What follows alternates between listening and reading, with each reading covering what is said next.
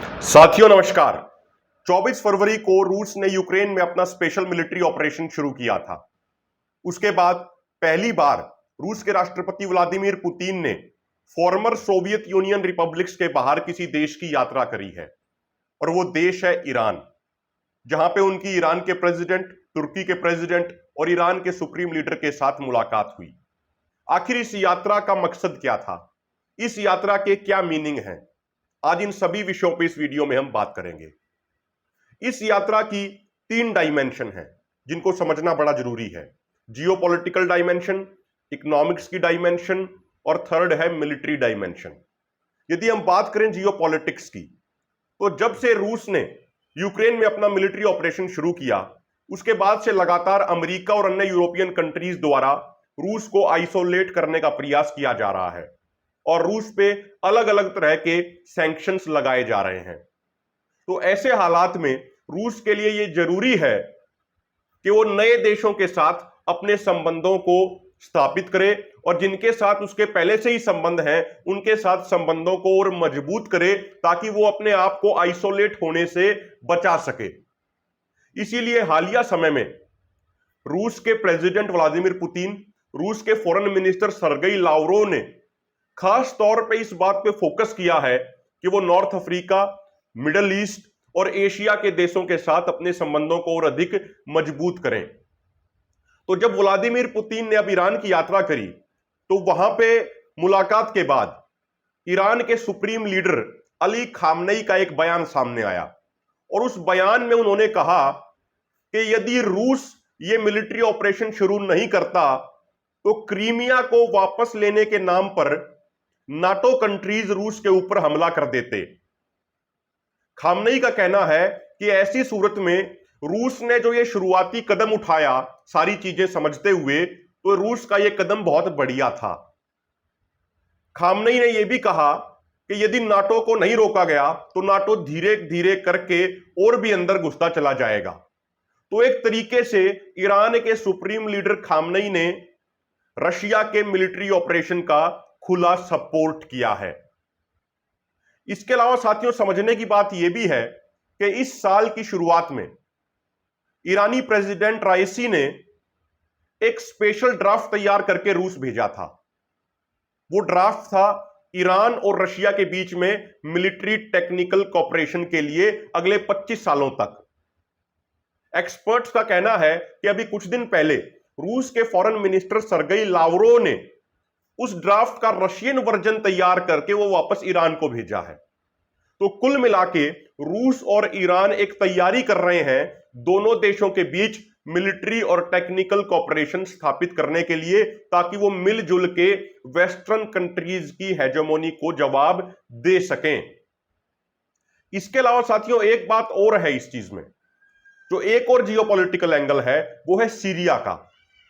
पिछले लगभग 1 महीने से तुर्की के राष्ट्रपति इर्दोगान बार बार धमकी दे रहे हैं कि वो सीरिया के अंदर अगला मिलिट्री ऑपरेशन शुरू करेंगे और 30 किलोमीटर की बफर जोन बनाएंगे। जो सीरिया का एरिया है जो तुर्की के साथ लगता है, वहां पे इस समय Kurdish forces, SDF, Syrian democratic forces, कुछ ईरानियन पैरामिलिट्रीज, कुछ इराकी पैरामिलिट्रीज और कुछ सीरियन आर्मी डेप्लॉयड है। रूस के राष्ट्रपति व्लादिमीर पुतिन और ईरान के राष्ट्रपति राइसी वो लगातार सीरियन प्रेसिडेंट बशर अल असद का सपोर्ट कर रहे हैं और वो बार बार ये कह रहे हैं कि सीरिया की सोवरेनिटी यानी संप्रभुता के साथ कोई समझौता नहीं होना चाहिए, और यदि तुर्की कोई मिलिट्री ऑपरेशन सीरिया में करता है तो वहां पे ह्यूमैनिटेरियन स्थिति बिगड़ जाएगी। और रूस ने तो उस तरफ सीरिया के उस हिस्से में अपने नए मिलिट्री इक्विपमेंट जैसे helicopter, surface to air missile defence system और कुछ फाइटर जेट भी तैनात कर दिए हैं। और ईरान की जो सपोर्टेड पैरामिलिट्रीज हैं उन्होंने भी अपनी डेप्लॉयमेंट वहां पे बढ़ा दी है। सीरियन आर्मी भी अपनी डेप्लॉयमेंट वहां पे बढ़ा रही है।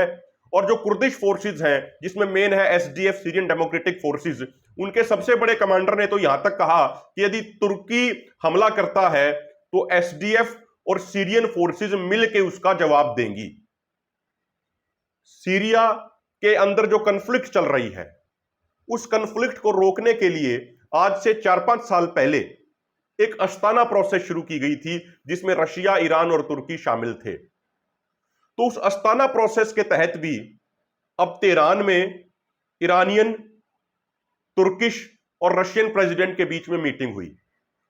उस मीटिंग के बाद तुर्किश प्रेसिडेंट ने यह कहा कि भाई जो तुर्की के कंसर्न है वो ईरान और रशिया को समझने चाहिए और तुर्की को मिलिट्री ऑपरेशन की इजाजत देनी चाहिए। लेकिन ईरान और रशिया ने सीधे तौर पे यह कहा कि वो मिलिट्री ऑपरेशन के पक्ष में नहीं है और किसी भी तुर्किश मिलिट्री ऑपरेशन का वो विरोध करते हैं। तो एक तरीके से इस बैठक में पुतिन के इस ईरानी दौरे से रशिया और ईरान ने यह भी स्पष्ट कर दिया है कि वो किसी भी सूरत में तुर्किश मिलिट्री ऑपरेशन को स्वीकार नहीं करेंगे। तो एक तरीके से जो सीरिया में जो स्थिति बन रही है उसको भी संभालने का प्रयास किया गया है। अगर आप देखें तो पिछले 1 महीने से तुर्की ये बार बार कह रहा है कि उसकी तैयारी हो चुकी है, वो कभी भी मिलिट्री ऑपरेशन शुरू कर सकता है। लेकिन जिस तरीके से ईरानियन सपोर्टेड पैरामिलिट्रीज और सीरियन आर्मी और रशियन फोर्सेस और एसडीएफ का एक गठबंधन बन रहा है, तो कहीं ना कहीं तुर्की उससे चिंतित है और तुर्की कई बार सोच रहा है कि मिलिट्री ऑपरेशन करना चाहिए या नहीं करना चाहिए। इसके अलावा साथियों, इसमें एक बात और है।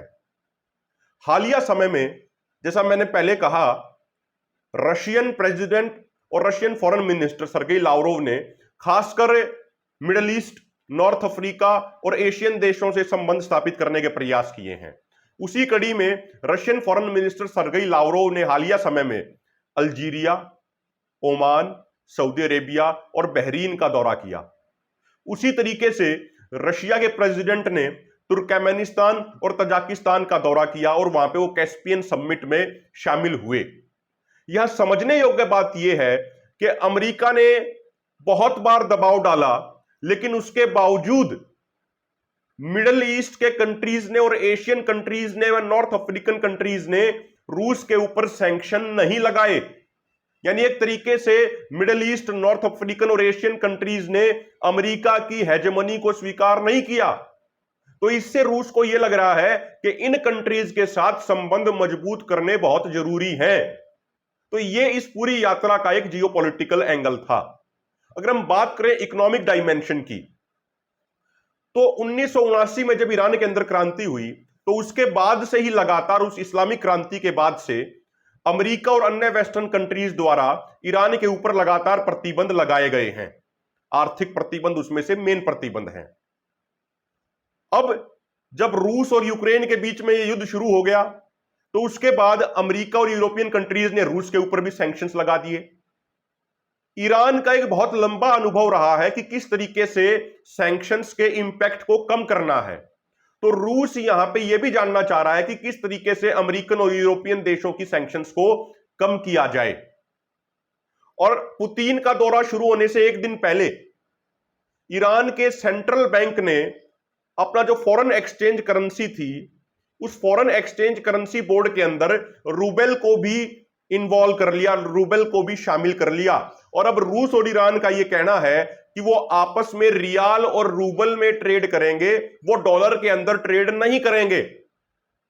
रशियन और ईरानियन लीडरशिप का यह कहना है कि वो डॉलर के इंपैक्ट को कम करना चाहते हैं। अभी कुछ दिन पहले अमेरिका ने और यूरोपियन कंट्रीज ने जो इंटरनेशनल जो ट्रेडिंग सिस्टम है स्विफ्ट, उस स्विफ्ट सिस्टम से रूस के 7 बैंकों को निकाल दिया। इसीलिए लंबे समय से, खासकर 2014 के बाद से, रूस का सेंट्रल बैंक अपना खुद का मैकेनिज्म, ट्रेड का मैकेनिज्म तैयार कर रहा है, जिसको SPFS बोलते हैं। तो वो उसके तहत अपना ट्रेड करना चाहते हैं। तो डॉलर के इंपैक्ट को कम करने के लिए रूस और ईरान ने रूबल रियाल में ट्रेड शुरू किया है।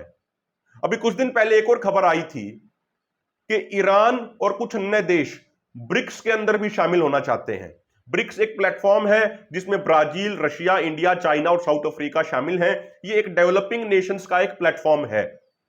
तो ईरान भी चाहता है कि ब्रिक्स के अंदर वो शामिल हो। ईरान कुछ समय पहले शंघाई कोऑपरेशन ऑर्गेनाइजेशन के अंदर शामिल हो गया, और जो रशिया के नेतृत्व वाले कई यूरेशियन प्लेटफॉर्म्स हैं, वहां पे भी ईरान अपनी शामिलता बढ़ाना चाहता है ताकि अमेरिकन सैंक्शंस के इंपैक्ट को कम किया जा सके। तो इसका जो दूसरा एंगल था वो एक इकोनॉमिक डायमेंशन थी।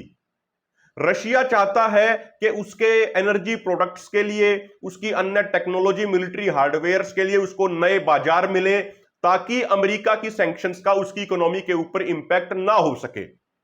और रूस का ये मिलिट्री ऑपरेशन शुरू होने के बाद से एक प्रमुख एजेंडा ये रहा है कि उसने कई, खासकर यूरोपियन देशों को भी ये बोला है कि अगर उनको रशिया की गैस चाहिए, रशिया का तेल चाहिए, तो उनको रूबल में ही पेमेंट करनी होगी। और रूबल में जब से ये पेमेंट का मैकेनिज्म शुरू हुआ है, तो उसके बाद से रूबल डॉलर के मुकाबले काफी मजबूत हुआ है। इतना मजबूत पहले कभी नहीं हुआ।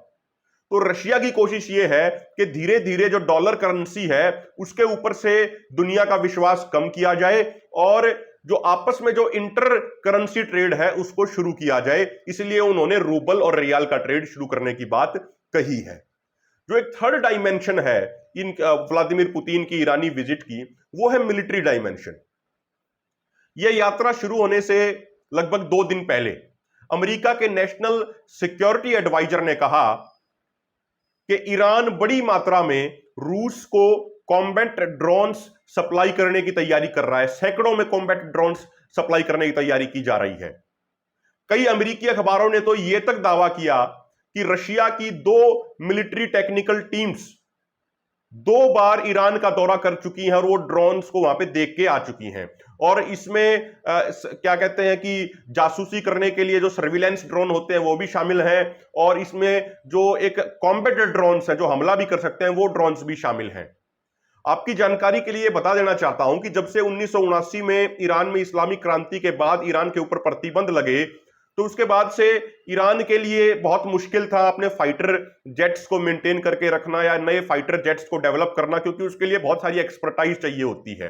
तो ऐसी स्थिति में ईरान ने कम पैसे में तैयार होने वाले ड्रोन्स प्रोग्राम के ऊपर काफी फोकस किया, और ईरान ने कई तरह के ड्रोन डेवलप किए हैं, जैसे शाहेद 129, शाहेद 171, मोहाजिर 6। इसके अलावा और भी सारे ड्रोन उन्होंने तैयार किए हैं।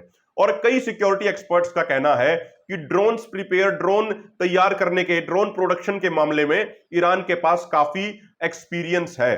और जो सीरिया के अंदर जो सिविल वॉर चला, उसके अंदर भी ईरान के ड्रोन्स ने अपनी भूमिका निभाई थी। वहीं दूसरी तरफ रूस ने ड्रोन प्रोडक्शन पे इतना ज्यादा ध्यान नहीं दिया। पहले वो इजराइल के ड्रोन्स का अपने देश में लाइसेंस प्रोडक्शन करते थे, लेकिन जब से ये युद्ध शुरू हुआ तो उसके बाद से इजराइल ने वो सप्लाई करना बंद कर दिया है। उनके बीच में ईरान और माफ कीजिएगा, इजराइल और रशिया के बीच के जो संबंध है उनमें थोड़ी खटास आ गई है। रूस ने इजराइल की जूइश एजेंसियों के ऊपर पाबंदी लगा दी है रूस के अंदर। तो ऐसी स्थिति में रूस के लिए ड्रोन बहुत जरूरी है इस समय, क्योंकि आप अगर रूस और यूक्रेन के बीच में चल रहे इस युद्ध को देखेंगे तो इस युद्ध में ड्रोन की अहम भूमिका रही है। इससे पहले जो अजरबैजान और आर्मेनिया के बीच में युद्ध हुआ उसमें भी ड्रोनों ने एक अहम भूमिका निभाई। उससे पहले लीबिया के सिविल वॉर में भी ड्रोन्स ने एक अहम भूमिका निभाई। तो आज जो 21st सेंचुरी का वारफेयर है इसमें ड्रोन्स की एक महत्वपूर्ण भूमिका है। तो रूस के पास जो अपना ड्रोन है उसका नाम है ओरियन। उसके अलावा अन्य ड्रोन्स वो डेवलप कर रहे हैं। ड्रोन्स का सर्विलांस के लिए भी एक मॉडल है और उसका कॉम्बैट ड्रोन को के लिए भी एक उसका मॉडल है। लेकिन रूस का ड्रोन प्रोग्राम उतना बड़ा नहीं है जितना बड़े प्रोग्राम उसके अन्य वेपन्स के हैं। तो ऐसी स्थिति में एक्सपर्ट्स का कहना है कि रूस चाहता है कि बड़ी संख्या में ईरान से ड्रोन लिए जाएं। ऐसा दावा किया अमेरिका के नेशनल सिक्योरिटी एडवाइजर जेक सुविलान ने। लेकिन रशियन एक्सपर्ट्स का और ईरानियन एक्सपर्ट्स में दोनों देशों की लीडरशिप का कहना है कि रशिया के पास पर्याप्त मात्रा में ड्रोन है और उनको ईरान से ड्रोन नहीं चाहिए। अगर अभी यूक्रेन कन्फ्लिक्ट की बात करें तो जो अभी अमेरिका ने हिमरास के तौर पे हैवी वेपन्स जो यूक्रेन को सप्लाई किए हैं, तो उन हैवी वेपन्स को टारगेट करने के लिए ड्रोन की आवश्यकता है रशिया को, क्योंकि ड्रोन सर्विलांस भी कर सकता है। उसके बाद जब ड्रोन को आदेश दिया जाएगा तो वही ड्रोन सर्विलांस करने के बाद डायरेक्ट उस पर अटैक भी कर सकता है, जिसको कामिकाजे ड्रोन बोलते हैं या आम भाषा में सुसाइडल या आत्मघाती ड्रोन बोलते हैं। तो एक्सपर्ट्स का कहना है कि किस तरीके से ईरानियन ड्रोन्स की जो एक्सपर्टाइज है उसको रशिया यूटिलाइज कर सकता है अपने लिए, ये भी एक दौरा था, ये भी एक एजेंडा था इस दौरे का, ऐसा कुछ एक्सपर्ट्स का कहना है। तो साथियों, आज हमने बताया कि किस तरीके से रशियन प्रेसिडेंट व्लादिमीर पुतिन की ईरानी यात्रा के क्या महत्वपूर्ण एस्पेक्ट हैं, क्या इसके एजेंडे थे और क्या इसके अलग अलग डायमेंशन हैं। अगर आपको वीडियो अच्छी लगे तो वीडियो को शेयर जरूर कीजिएगा, चैनल को सब्सक्राइब जरूर कीजिएगा। बहुत बहुत धन्यवाद।